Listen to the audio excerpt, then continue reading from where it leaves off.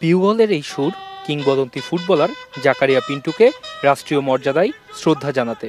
তার নেতৃত্বেই স্বাধীন বাংলা ফুটবল দল ৭১-এর মুক্তিযুদ্ধে আহত ও শরণার্থীদের সহায়তায় তহবিল সংগ্রহ করেছেন। ভারতের অনেক মাঠে ম্যাচ খেলে জনসমর্থন আদায়ের চেষ্টা করেছেন মুক্তিযুদ্ধের পক্ষে। ৭১-এর এই লড়াকু ফুটবলারের পায়ে গতি পেয়েছে স্বাধীন দেশের ফুটবল। মুহামেডান ক্লাব প্রাঙ্গণ থেকে তার মরদেহ নেওয়া হয় বাফুফে প্রাঙ্গণে। সেখানে তার জানাজায় হাজির ছিলেন সংস্থাটির নবনির্বাচিত সভাপতি তাবিত আওয়াল সহ ফুটবলের শীর্ষস্থানীয় সংগঠকরা।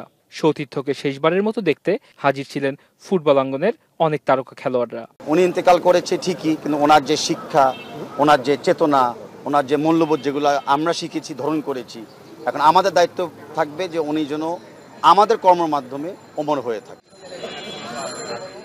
খেলোয়াড়ি জীবনে পিন্টুর অর্জন অনেক। রক্ষণভাগের অতন্দ্র প্রহরী হিসেবে অনেক পুরস্কারই পেয়েছেন। তবে স্বাধীন বাংলা ফুটবল দল কোনো স্বীকৃতি না পাওয়ায় তার আক্ষেপ ছিল। আব্বার অলওয়েজ দাবি করতো যে স্বাধীন বাংলা ফুটবল দলটাকে যাতে স্বীকৃতি দেওয়া হয় নাই। অনেক দিন ধরে এই দাবিটা ছিল, এইটা একটা ছিল, আর এছাড়া আব্বার তেমন কিছু ছিল না।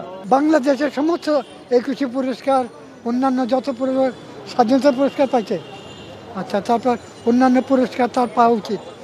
এত বড় স্পোর্টস পার্সোনালিটি বাংলাদেশ হয়নি। হৃদরোগে আক্রান্ত হয়ে গত রোববার রাজধানীর একটি হাসপাতালে ভর্তি হয়েছিলেন পিন্টু। তার একদিন পরেই সোমবার দুপুরে চলে যান না ফেরার দেশে। ওয়াসিউল হক পান্থ, এখন, ঢাকা।